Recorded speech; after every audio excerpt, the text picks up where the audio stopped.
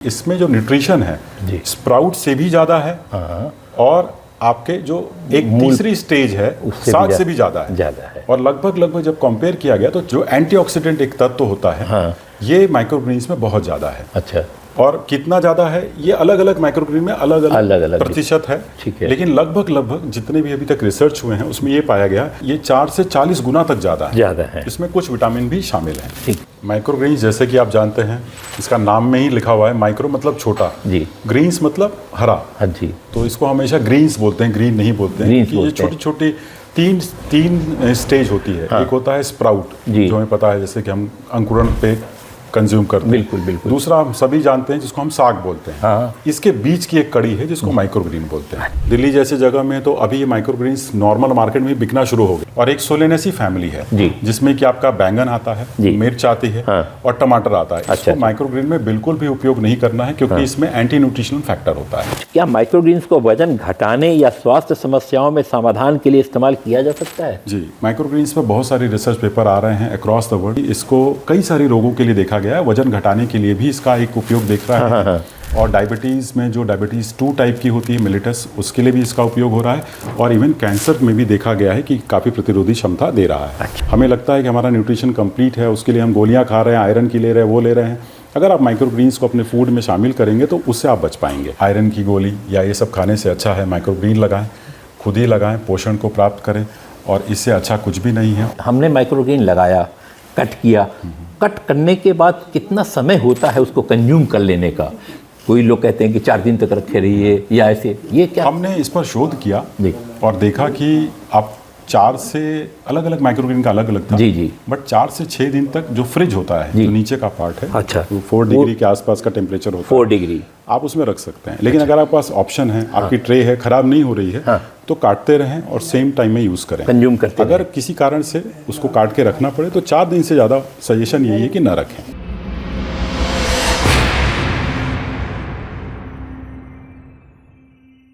मैं तरुण Chopra going green से आज मैं अपना एक नया पॉडकास्ट चैनल शुरू कर रहा हूं जिसमें मैं आज का यही पहला पॉडकास्ट मेरा बहुत ही विशेष है। उन कृषि प्रेमियों के लिए, चाहे वो रूरल में हो चाहे अर्बन में हो, उन सब के लिए एक बहुत ही महत्वपूर्ण मुद्दा को मैंने लिया है और जिसके लिए आज मैं आपकी मुलाकात एक ऐसे अधिकारी से, एक ऐसे शख्स से कराऊंगा जो अपने आप में एक विशिष्ट हैं। आज मैं आ गया हूँ ICAR के श्री डॉक्टर ज्ञान प्रकाश मिश्रा सर से आपकी मुलाकात कराऊंगा और हम जानेंगे कि माइक्रोग्रीन्स हमारी ज़िंदगी में क्या महत्व रखता है, किस तरीके की इसके लिए सीड चाहिए, कैसे क्लाइमेट में, कैसे वातावरण में इसको उगाएं और किस तरीके से इसको हम बाज़ार में सेल करें या अपने लिए इसका हम कंज्यूम करें।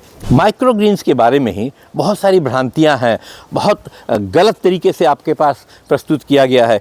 इसीलिए कई लोग कौन से सीड से इसको उपजाएं, क्या इसमें कीटनाशक की आवश्यकता है, क्या इसमें मिट्टी की आवश्यकता है, क्या इसे हम केवल हाइड्रोपोनिक से कर सकते हैं अथवा कोकोपीट से कर सकते हैं, ये सारी जानकारी विशेषज्ञ डॉक्टर ज्ञान प्रकाश मिश्रा जी से हम जानते हैं और आपके साथ उनका मैं एक बहुत प्यारा सा और बड़े ही फ़ायदे का इंटरव्यू शेयर करने वाला हूँ। आइए हम बात करते हैं डॉक्टर ज्ञान प्रकाश मिश्रा से। आप डॉक्टर साहब नमस्कार। मैं तरुण चोपड़ा, मेरा यूट्यूब चैनल है तरुण चोपड़ा नाम से, इंस्टाग्राम है। मैं इसके आपका महत्वपूर्ण समय लेकर के जो आपने हमें कृतज्ञ किया, मैं अपने दर्शकों के साथ आपकी कुछ अनुभव, आपका वैज्ञानिक अनुभव, आपका व्यक्तिगत अनुभव जो है वो मैं शेयर करूँगा अपने व्यूवर्स के साथ, अपने ऑडियंस के साथ। डॉक्टर साहब, माइक्रोग्रीन्स क्या है और इन्हें पारंपरिक सब्जियों से अलग क्या बनाता है? माइक्रोग्रीन्स जैसे कि आप जानते हैं इसका नाम में ही लिखा हुआ है माइक्रो मतलब छोटा जी, ग्रीन्स मतलब हरा। हाँ जी। तो इसको हमेशा ग्रीन्स बोलते हैं, ग्रीन नहीं बोलते हैं कि ये छोटी छोटी तीन स्टेज होती है। एक होता है स्प्राउट जो हमें पता है जैसे कि हम अंकुरण पे कंज्यूम करते हैं। बिल्कुल। दूसरा हम सभी जानते हैं जिसको हम साग बोलते हैं। इसके बीच की एक कड़ी है जिसको माइक्रोग्रीन बोलते हैं। अच्छा। स्प्राउट में हमें लाइट नहीं देनी है, मतलब हम प्रकाश नहीं देते हैं। ठीक है। उसको अंधेरे में ग्रो करते हैं। ठीक है। लेकिन माइक्रोग्रीन्स का क्या है, एक ग्रोइंग मीडिया लगाएंगे, जैसे कि कोकोपीट हो गया, इसको आसानी से करते हैं, आप मिट्टी में भी कर सकते हैं। अच्छा। लेकिन कोकोपीट में एक हो गया, फिर उसको लाइट देना है। ओके। आपको कुछ लाइट देनी है। जनरली जो अभी हम देखेंगे एक डेफिनेशन है वो बोलती है कि 7 से 21 दिन के अंदर अंदर इसको काट भी लेना है। जैसी क्रॉप स्पीशीज होगी उस हिसाब से हम इसको 7 से 21 दिन में, जो आपका बेबी ग्रीन या जिसको हम साग बोलते हैं उसके बाद की अवस्था। अच्छा। अब है कि इसको क्यों करना है जी। जब ये लिटरेचर में देखा गया कि इसमें जो न्यूट्रिशन है स्प्राउट से भी ज़्यादा है और आपके जो एक तीसरी स्टेज है साग से भी ज़्यादा है और लगभग जब कंपेयर किया गया तो 4 से 40% एंटीऑक्सीडेंट इसमें ज़्यादा पाया गया। अच्छा डॉक्टर साहब, क्या माइक्रोग्रीन पोषक की दृष्टिकोण से सामान्य सब्जियों से ज़्यादा प्रभावशाली है, लाभकारी है? बिल्कुल। जब हम पोषण की बात करते हैं तो इसमें कई सारे पार्ट हैं जी। जो एंटीऑक्सीडेंट एक तत्व होता है ये माइक्रोग्रीन्स में बहुत ज़्यादा है। अच्छा। और कितना ज़्यादा है ये अलग अलग माइक्रोग्रीन में अलग अलग प्रतिशत है। ठीक है। लेकिन लगभग जितने भी अभी तक रिसर्च हुए हैं उसमें ये पाया गया कि जो एंटीऑक्सीडेंट्स हैं ये 4 से 40 गुना तक ज़्यादा है। इसमें कुछ विटामिन भी शामिल हैं। ठीक है डॉक्टर साहब, क्या माइक्रोग्रीन का भारत के खान पान में भविष्य है? भारत ही नहीं, भारत चाइना में ऐसा माना जा रहा है कि आने वाले कुछ वर्षों में इसकी ग्रोथ बहुत ज़्यादा होने वाली है। अभी अगर आप देखेंगे तो जितने भी मेजर सिटीज़ हैं जो इसको कि मेट्रोपॉलिटन सिटी बोलते हैं या आसपास का जो पार्ट है वहाँ तो माइक्रोग्रीन्स अच्छे से अभी चल रहा है। अच्छा। बस इतनी सी बात है कि ये ऑर्गेनाइज सेक्टर के फॉर्म में नहीं है, अनऑर्गेनाइज इसका बहुत अच्छा भविष्य है। डॉक्टर साहब, भारत में माइक्रोग्रीन्स की खेती किस स्तर पर हो रही है, घरेलू, व्यावसायिक या दोनों ही? भारत में अभी कुछ ही लोग हैं जो व्यावसायिक लेवल पे इसकी खेती कर रहे हैं। अच्छा। ज़्यादातर इसको घरों में कुछ लोगों को जिनको कि पता है वो कर रहे हैं, अदरवाइज ये किट्स के फॉर्म में चल रही है। अच्छा। अगर आप दिल्ली जैसे सिटी में देखेंगे तो आप ऑनलाइन भी ऑर्डर करके इसको मंगा सकते हैं और आधे घंटे के अंदर अंदर आपके घर माइक्रोग्रीन्स हरे पहुंच जाएंगे। ठीक है डॉक्टर साहब, माइक्रोग्रीन्स को सुपर फूड क्यों कहा जाता है, क्या यह सही है? सुपर फूड की डेफिनेशन अगर देखेंगे, जैसे मैंने बताया कि माइक्रोग्रीन एक ऐसा फूड है जो कि न्यूट्रिशनल सिक्योरिटी के लिए बहुत अच्छा माना जा रहा है। अच्छा, ठीक है। क्या माइक्रोग्रीन की खेती करने के लिए, जैसे आपने बताया कि कोकोपीट, क्या केवल हाइड्रोपोनिक्स में, पानी में भी हम इसको उपजा सकते हैं? हाँ, माइक्रोग्रीन को हाइड्रोपोनिक्स में भी करते हैं। अगर बहुत बड़े लेवल पे कोई कमर्शियल कर रहा है जिसके पास एकदम श्योर शॉर्ट मार्केट है तो उसको ये रिकमेंडेड है कि वो हाइड्रोपोनिक्स में करे, लेकिन उसमें खर्चा ज़्यादा आता है। जी। तो इनिशियल स्टेज में अगर किसी को शुरू करना है तो हाइड्रोपोनिक्स नहीं एक रिकमेंडेड ऑप्शन है, सिर्फ इसलिए क्योंकि वो महंगा है। अदरवाइज उसमें कोई गंदगी नहीं लगती, माइक्रोग्रीन की बहुत एक अच्छी क्वालिटी मिलती है। ठीक है डॉक्टर साहब, माइक्रोग्रीन उगाने के लिए कौन कौन से बीज सबसे उपयुक्त हैं? माइक्रोग्रीन को अगर आप देखेंगे तो लगभग 100 से भी ज़्यादा क्रॉप्स में माइक्रोग्रीन होता है। लेकिन एक फैमिली ऐसी है जिसको हम ब्रेसिका बोलते हैं, ये पूरे वर्ल्ड, पूरे विश्व में इसका बीज सबसे ज़्यादा उपयोग होता है। जिसमें कि जैसे आप अगर शुरुआत करना चाहते हैं तो मूली से जरूर करेगी। ठीक है डॉक्टर साहब, क्या माइक्रोग्रीन्स उगाने के लिए किसी विशेष तापमान या प्रकाश की आवश्यकता होती है? हाँ, माइक्रोग्रीन को अगर आप कमर्शियल करना चाहते हैं तो सजेशन यही है कि आप एक रैक सिस्टम पे करें जी। लेकिन अगर आप सिर्फ घर पे करना चाहते हैं तो जहाँ भी लाइट अच्छी सी है वहाँ पे करें। अच्छा। और तापमान का यहाँ तक सवाल है तो हम भारत में एक कैटेगरी है, रबी और खरीफ। जी। तो ये जरूर पता रखें कि कब कौन सी क्रॉप होती है, उस हिसाब से करें। लेकिन अगर आप कमर्शियल करना चाहते हैं तो आप ऐसी जगह पे करें जहाँ पर आप 24 डिग्री तापमान मेंटेन कर सकें। बेटर है। समर में आप एसी लगा लें और विंटर्स में ब्लोअर्स का उपयोग करें। शुक्रिया डॉक्टर साहब, क्या माइक्रोग्रीन्स उगाने के लिए जैविक बीजों का उपयोग करना जरूरी है? अगर आप जैविक माइक्रोग्रीन करना चाहते हैं तो करें, अदरवाइज ऐसी कोई ज़रूरत नहीं है कि हम जैविक बीजों का ही उपयोग करें, थोड़े से महंगे होते हैं। लेकिन ये जरूर ख्याल रखें कि उसको ट्रीटेड बीज नहीं होना चाहिए। हाँ। अच्छा डॉक्टर साहब, माइक्रोग्रीन्स की खेती छोटे किसानों के लिए एक लाभकारी व्यवसाय कैसे बन सकता है? छोटे किसानों को मुझे लगता है माइक्रोग्रीन्स में ग्रुप में आना चाहिए। और क्योंकि उनको अल्टीमेटली किसी मार्केट में जाना होगा। जी। दिल्ली जैसे जगह में तो अभी ये माइक्रोग्रीन्स नॉर्मल मार्केट में बिकना शुरू हो गया है। अच्छा। लेकिन और किसी भी आप शहर की बात करेंगे तो अभी एक हाई लेवल रेस्टोरेंट में ही चल रहा है। तो उनको एक नेटवर्क बनाना है कि उनका कोई ले ले और फिर वो सीधा सप्लायर कोई और हो। अगर वो खुद भी कर सकते हैं तो भी उसमें कोई बुराई नहीं है। End to end product sell करने में कई बार किसान को ज़्यादा फायदा होता है। अब कोई अगर सरसों उपजा रहा है, लेकिन सरसों का तेल भी बेचे, खली भी बेचे, कुछ प्रोडक्ट बना के बेचे तो उसे फायदा होता है। बिल्कुल फायदा होता है। लेकिन इसकी समस्या यही है कि अभी इसको शहरों तक आना होगा। जो किसान शहर के आसपास में है वो तो ये कर सकते हैं जी, जो कि सीधा आकर के बेच सकते हैं। अदरवाइज एक ग्रुप बनाकर रखे और सप्लाई हो जाए। ठीक है डॉक्टर साहब, माइक्रोग्रीन्स उत्पादन के लिए शुरुआती लागत कितनी होनी चाहिए अगर छोटा कोई किसान या छोटा हम चाहते हैं मार्केट में करना, और इसका रिटर्न कितनी जल्दी मिल सकता है हमें? देखिए, ये एक बहुत ही ब्रॉड क्वेश्चन है, इसका आंसर दे पाना थोड़ा सा मुश्किल है। जी। लेकिन अगर आप देखेंगे एक छोटा सा स्ट्रक्चर है, कुछ करते हैं तो 2 लाख के आसपास में कोई भी एक किसान भाई इसका शुरुआत कर सकते हैं, क्योंकि उसमें लाइट है, वो एक सोर्स लगेगी, एक स्ट्रक्चर होता है, और हम ऐसा करते हैं एक ऑटोमेटिक सिस्टम रखते हैं जिससे कि वो ऑटोमेटिक बंद हो। बहुत बार हमें याद नहीं रहता कि लाइट कब ऑफ होनी है, कब ऑन होनी है। जी। उसका लगभग इतनी खेती इतना खर्चा आ जाएगा। जैसे हाइड्रोपोनिक पानी में भी हम मीटर लगा देते हैं कि इतनी देर पानी चलेगा, इसके बाद बंद हो जाएगा। वैसे ही इसमें लाइटिंग के लिए हमें मीटर लगाना पड़ता है, सेंसर बोलते हैं। ठीक है, सेंसर से हो जाता है, उससे हो जाता है। क्या माइक्रोग्रीन्स की खेती शहरी क्षेत्रों में एक सफल व्यवसाय बन सकती है? अभी तक जितना भी शहरी क्षेत्रों में ही ये सफल व्यवसाय के रूप में हमें माइक्रोग्रीन्स दिख रहा है। अच्छा। गाँवों में तो अभी तक इसका कोई मतलब बहुत वो पहुंच नहीं हुई है। लोग लगा रहे हैं, कर रहे हैं, तो शहरी क्षेत्रों के लिए एक अच्छा ऑप्शन है। डॉक्टर साहब, माइक्रोग्रीन्स की खेती करने वालों के लिए क्या सरकारी सहायता भी कुछ उपलब्ध है? अभी तक तो ऐसी कोई सहायता नहीं देखी भारत सरकार में, तो ऐसा नहीं है। क्या कोई स्टेट गवर्नमेंट कर रही है? नहीं, अभी तक तो नहीं कर रही है। करना चाहिए, कोशिश करेंगे कि हो जाए। अभी तक डॉक्टर साहब, कुछ पर्सनल ऐसे अलग से ही सवाल हैं। सभी प्रकार के माइक्रोग्रीन्स खाने के लिए सुरक्षित हैं? यदि नहीं तो किससे बचना चाहिए? देखिए, लगभग हर क्रॉप को आप कर सकते हैं, सिर्फ एक ही फैमिली ऐसी है, बैंगन है, नहीं करना है।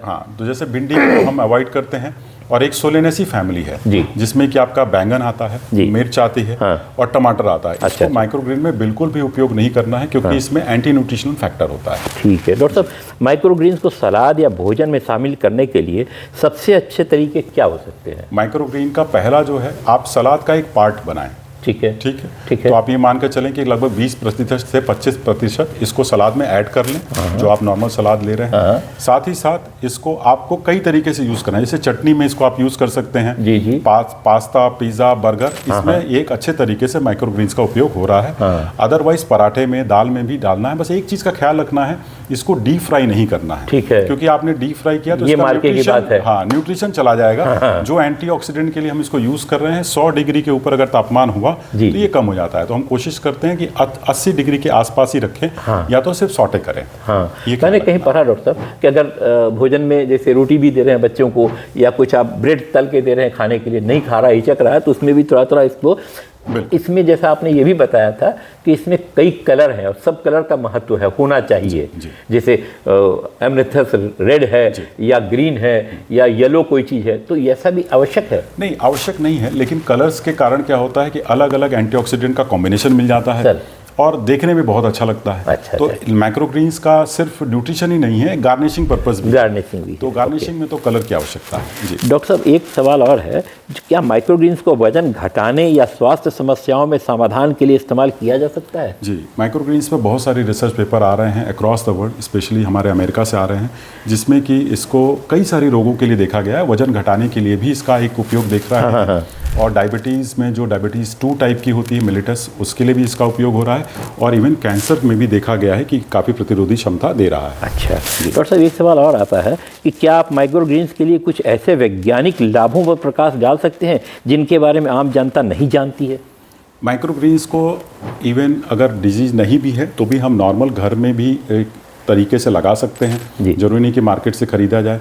और इसका सबसे बड़ा है कि ये आपको एक कंप्लीट न्यूट्रिशन देता है। फूड सिक्योरिटी के बारे में हम बहुत अच्छे से समझते हैं। न्यूट्रिशन सिक्योरिटी का एक इशू है, हमें लगता है कि हमारा न्यूट्रिशन कंप्लीट है, उसके लिए हम गोलियां खा रहे हैं, आयरन की ले रहे हैं, वो ले रहे हैं। अगर आप माइक्रोग्रीन्स को अपने फूड में शामिल करेंगे तो उससे आप बच पाएंगे। क्या माइक्रोग्रीन्स उगाने के लिए स्पेस फार्मिंग जैसे कंसेप्ट पर काम किया जा सकता है? माइक्रोग्रीन्स को अगर आप देखेंगे तो सबसे पहले स्पेस में ही इसका उपयोग किया गया था। स्पेस फूड का माइक्रोग्रीन हमेशा से ही पार्ट रहा है। वहाँ से ही इसकी शुरुआत हुई है। क्योंकि इसको करना आसान है और ये स्पेस का एक मिशन का पार्ट होता ही है। जी अच्छा डॉक्टर साहब, आपकी संस्थान में माइक्रोग्रीन्स पर किसी खास प्रजाति के विकास या अनुसंधान का कोई काम चल रहा है? हाँ, अभी विकास तो नहीं कर रहे हम, लेकिन हमने काफ़ी सारे वैरायटीज़ को टेस्ट किया है। और ये ज़रूर देख रहे हैं कि अगर हम किसी एक ही क्रॉप की, जैसे सपोज करिए कि मूंग की 20 वैरायटी को टेस्ट किया, देखा कि किसमें ज़्यादा न्यूट्रिशन है, तो हम फिर उसको रिकमेंड करते हैं कि आपको करना है तो उसको करें। अच्छी बात है। डॉक्टर साहब, क्या माइक्रोग्रीन्स केवल अमीर वर्ग के लिए है या इसे हर वर्ग तक पहुँचाया जा सकता है? नहीं, माइक्रोग्रीन ऐसा बिल्कुल भी नहीं है। क्योंकि अभी जैसे मार्केट में मिल रहा है, थोड़ा अपग्रेड में लगता है। बिल्कुल। जैसे किसी ज़माने में बाजरा कहते थे गरीबों का खाना, आज हमारे आपके टेबल पे आ गया है। तो उसी तरीके से माइक्रोग्रीन में भी चेंजेज है। ओके। डॉक्टर साहब, एक सवाल बराबर आता है कि क्या माइक्रोग्रीन्स उगाने के लिए कीटनाशकों या किसी प्रकार के रसायन की आवश्यकता होती है? बिल्कुल भी नहीं। माइक्रोग्रीन्स में ध्यान देना है, न तो बीज आपका ट्रीटेड होना चाहिए, न कोई सी भी प्रकार का रसायन। बीज भी ट्रीटेड नहीं होना चाहिए, ये विशेष ध्यान देना है। अच्छा, F1 बीज की आवश्यकता नहीं है बिल्कुल भी नहीं। F1 बीज नहीं चाहिए, नहीं चाहिए। बिल्कुल नहीं चाहिए। डॉक्टर साहब, क्या माइक्रोग्रीन किसी विशेष प्रकार के रोग या पोषण की कमी को दूर करने के लिए अधिक प्रभावी है? अभी तक जैसा बताया, काफ़ी रिसर्च चल रही है, रिसर्च अवस्था में है। एंटीऑक्सीडेंट जहाँ भी चाहिए उसके लिए अच्छा माना जाता है। वो आपका हर तरीके से है, जिसमें कि जैसा मैंने बताया कि इवन कैंसर रोगी के लिए भी डॉक्टर्स रिकमेंड करते हैं। उस पर भी हम हैं थोड़ा सा। अब एक बात और आती है डॉक्टर साहब कि कई बार कुछ अनारी हैं या नहीं जानते हैं, तो वो लोग क्या माइक्रोग्रीन्स को गलत तरीके से उगाते हैं या गलत सीड ले लिया तो हार्मफुल होगा बॉडी के लिए हमारे? अभी तक जो भी देखा गया माइक्रोग्रीन्स में एक ही है, लोग ट्रीटेड सीड मोस्टली यूज़ कर लेते हैं, वो नहीं करना है। बाकी तो कोई ज़्यादा समस्या नहीं है। ठीक है डॉक्टर साहब, माइक्रोग्रीन्स का उत्पादन शहरी क्षेत्रों में, घरों में, फ्लैट में या छत पर बड़े पैमाने पर किया जा सकता है? छत पे तो नहीं कर पाएंगे जी, बड़े पैमाने पर। आप घर के कंजम्पशन के लिए कर सकते हैं जी, क्योंकि आपकी रिक्वायरमेंट होगी, न्यूट्रिशन होगा, सब कुछ स्पेसिफिक करना पड़ेगा। उसके लिए कंट्रोल कंडीशन ही चाहिए, वही रिकमेंडेड है, अक्रॉस वर्ल्ड उसी पर चल रहा है। ओके डॉक्टर साहब, क्या आप मानते हैं कि माइक्रोग्रीन्स की खेती भारत में सस्टेनेबल अर्बन फार्मिंग का एक बड़ा हिस्सा बन सकती है? उम्मीद करता हूँ आने वाले कुछ साल में ऐसा होगा। बिल्कुल। अच्छा डॉक्टर साहब, एक युवा उद्यमी माइक्रोग्रीन्स की खेती शुरू करने में किन चुनौतियों का सामना कर सकता है? शुरुआत में इसमें आपको जो चुनौतियाँ आएंगी वो मार्केट की ही आएंगी। अच्छा। आपको मार्केटिंग समझना पड़ेगा कि क्या मार्केट करना है, कैसे करना है। अगर आपने मार्केट को कैप्चर कर लिया तो फिर माइक्रोग्रीन्स में कोई प्रॉब्लम नहीं आएगी। ओके डॉक्टर साहब, क्या माइक्रोग्रीन्स का पोषण मूल्य सब्जियों के पकाने के बाद भी उतना ही रहता है? माइक्रोग्रीन्स को तो पहली रिक्वायरमेंट पकाना नहीं है। अच्छा। सिर्फ और सिर्फ गार्निशिंग के रूप में उपयोग करना है। अच्छा। या फिर माइक्रोग्रीन्स को जब हम यूज़ करते हैं तो माइक्रोग्रीन्स को हल्का सा सॉटे कर सकते हैं। ओके। लेकिन 100 डिग्री के ऊपर इसको लेकर नहीं जाना है, नहीं तो फिर इसका न्यूट्रिशन कम हो जाएगा। ठीक है डॉक्टर साहब, क्या हमारे कई बार देखते हैं कि शुगर है, बीपी है, थायराइड है, इन सब रोगों के लिए भी क्या या हार्ट का कोई प्रॉब्लम है, इन सब रोगों के लिए भी माइक्रोग्रीन्स फायदा करता है? बिल्कुल। अभी तक जो भी देखा गया है, आपका माइक्रोग्रीन्स का जो उपयोग है वो कई सारे रोग में आ रहा है। अच्छा, उसमें तो शुगर जिसको आप बोल रहे थे, तो डायबिटीज़ मेलिटस जो टाइप 2 है उसके लिए है। जी। और ये दूसरा जो बताया आपका, ये मतलब विभिन्न रोगों में आए हैं, उसमें ये भी है। ठीक है डॉक्टर साहब, क्या डॉक्टर साहब भारतीय रसोई में माइक्रोग्रीन्स को शामिल करने के लिए कुछ विशेष सुझाव आप देंगे? भारतीय रसोई का ये है कि हम जो भी देखेंगे, हमारा साउथ नॉर्थ सब अलग अलग है जी। तो जो हमारी एग्जिस्टिंग कुजीन चल रही है उसमें ही इसको ऐड करना पड़ेगा। अच्छा, ठीक है। और मैं हमेशा बोलता हूँ कि जो धनिए का सब्स्टिट्यूट के रूप में सोचें और उसी के साथ इसको ब्लेंडिंग के बारे में सोचें। जी। तो आप इसको एक अच्छे से फूड में इसको शामिल कर सकते हैं। जी डॉक्टर साहब, एक सवाल ये है कि माइक्रोग्रीन्स के नियमित सेवन से शरीर में इम्यूनिटी को बेहतर बनाया जा सकता है? हाँ, ये सिर्फ इम्यूनिटी बूस्टर के लिए ही माना जाता है माइक्रोग्रीन। जैसा मैंने बोला, न्यूट्रिशनल सिक्योरिटी है और स्पेसिफिकली एंटीऑक्सीडेंट्स के लिए है। जी।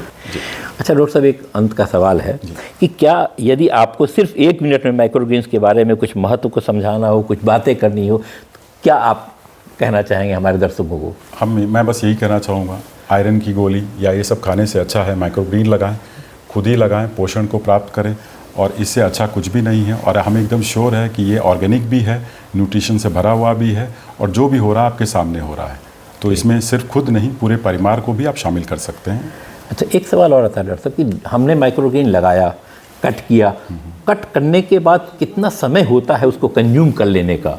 कोई लोग कहते हैं कि 4 दिन तक रखे रहिए या ऐसे, ये क्या? हमने इस पर शोध किया और देखा कि आप 4 से अलग अलग माइक्रोग्रीन का अलग अलग था। जी। बट 4 से 6 दिन तक जो फ्रिज होता है, जो नीचे का पार्ट है, अच्छा, तो 4 डिग्री के आसपास का टेम्परेचर होता है। 4 डिग्री आप उसमें रख सकते हैं। लेकिन अगर आपके पास ऑप्शन है, आपकी ट्रे है, खराब नहीं हो रही है, तो काटते रहें और सेम टाइम में यूज़ करें, कंज्यूम करते अगर किसी कारण से उसको काट के रखना पड़े तो 4 दिन से ज़्यादा सजेशन यही है कि ना रखें। आज आपके साथ डॉक्टर साहब बहुत अच्छा लगा बात बहुत करके। धन्यवाद। माइक्रोग्रीन्स के बारे में हम जानते हैं कि हमारे दर्शक देखने वाले और कहीं तक जो है माइक्रोग्रीन्स में हम भी आना चाहेंगे, तो जैसा होगा फिर आपसे हम सजेशन लेंगे और आगे बढ़ेंगे। बहुत बहुत धन्यवाद डॉक्टर साहब आपका, और हमारे दर्शकों आपका बहुत बहुत धन्यवाद। आप भी बने रहिए मेरे साथ, बहुत जल्दी हो सकता है अगर आपका अप्रोच हमारे साथ अच्छा रहा माइक्रोग्रीन्स के बारे में और सीड्स के बारे में, डॉक्टर साहब की जो अनुभव है, जो इसी संस्था में वरिष्ठ अधिकारी हैं और इनके जो अनुभव है उनका मैं फिर आपसे एक इंटरव्यू के लिए मैं रिक्वेस्ट करूंगा, अनुरोध करूंगा। हो सकता है अगर डिमांड पे तो वो भी मैं आपके साथ प्रस्तुत करूंगा। Good luck.